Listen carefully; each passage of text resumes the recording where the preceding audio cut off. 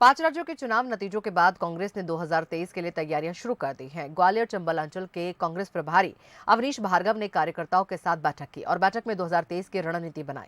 उन्होंने दावा किया कि 2023 में रिकॉर्ड तोड़ मतों से ग्वालियर चंबल अंचल में कांग्रेस की जीत होगी। उत्तर प्रदेश के परिणाम कुछ भी रहे हों, लेकिन मध्य प्रदेश में उम्मीद के साथ कह सकते हैं कि कांग्रेस की सरकार बनेगी। उन्होंने ये भी कहा कि सिंधिया के रहने या न रहने से कांग्रेस को कोई फर्क नहीं पड़ता। ग्वालियर चंबल अंचल में 2023 को लेकर एक बार फिर कांग्रेस मजबूती दिखाने की कोशिश कर रही है। अगर बात करें 2018 में, तो ग्वालियर चंबल अंचल कांग्रेस के लिए बहुत फायदेमंद साबित हुआ था। उसी परफॉर्मेंस को दोबारा रिपीट करने के लिए कांग्रेस का जो संगठन है वो लगातार प्रयास कर रहा है। हालांकि इसे सिंधिया का गढ़ कहा जाता है, सिंधिया पार्टी में नहीं है, लेकिन बीजेपी में पहुंचने के बाद उनका कद लगातार बढ़ रहा है। हमारे साथ जो प्रभारी हैं अवनीश भार्गव, उनसे बात कर लेते हैं। अवनीश जी, जहां आप खड़े हैं वो कभी पहचान हुआ करती थी कि सिंधिया यहां पर बेहद स्ट्रांग और सिंधिया ने ही कांग्रेस को बेहद मजबूती दी। उत्तर प्रदेश के नतीजों के बाद तो तमाम चर्चाओं का दौर शुरू है और कार्यकर्ताओं का भी मनोबल गिरा हुआ है। उसे कैसे आगे लेके जाएंगे और कैसे मोटिवेट कर रहे हैं? देखिए, ज्योतिरादित्य सिंधिया 2013 में भी यहाँ थे, 2008 में भी यहाँ थे, 2003 में भी यहाँ थे। तो ग्वालियर चंबल डिवीजन से कांग्रेस पार्टी के विधायक तो जीते नहीं थे। 2018 की हम बात करें कि ग्वालियर चंबल में कांग्रेस जीती थी, मैं कह सकता हूं कि शिवराज सिंह चौहान और भारतीय जनता पार्टी से लोग त्रस्त थे, लोग कांग्रेस की सरकार चाहते थे। 2018 में कांग्रेस यहाँ पे जीती।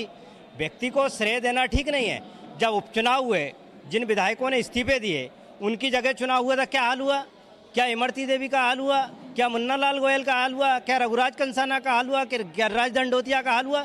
यदि सिंधिया के नाम पे जीतते, ऐदल सिंह कंसाना कहाँ गए? तो ये सब लोगों की हार हुई है। पिछले दरवाजे से आके नेता बनना, मुझे लगता है जन नेता नहीं हो सकता। वो मैनेजमेंट का नेता हो सकता है, बढ़िया मैनेजर हो सकते हैं, जन नेता नहीं है। अच्छा, आज किस तरीके से बैठक हुई है और क्या कुछ चर्चा हुई? पूरे ग्वालियर चंबल अंचल से लोग बुलाए गए? देखिए, ग्वालियर चंबल संभाग में ज्योतिरादित्य सिंधिया को छोड़ने के बाद कांग्रेस निश्चित तौर पे मजबूत हुई है।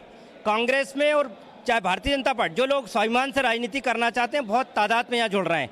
मेंबरशिप में कह सकता हूँ, रिकॉर्ड मेंबरशिप ग्वालियर चंबल के पूरे डिस्ट्रिक्ट में हो रही है। उसको लेकर उत्साहवर्धन है और निश्चित तौर पे कह सकता हूँ अपेक्षा के अनुरूप इससे ज़्यादा परिणाम कांग्रेस पार्टी को यहाँ मिलेंगे। बात 5 राज्यों के चुनाव की आप लोग करते हैं कि उत्तर प्रदेश में भाजपा का जनाधार कम हुआ है, वहाँ 53-54 सीटें भारतीय जनता पार्टी की कम हुई हैं।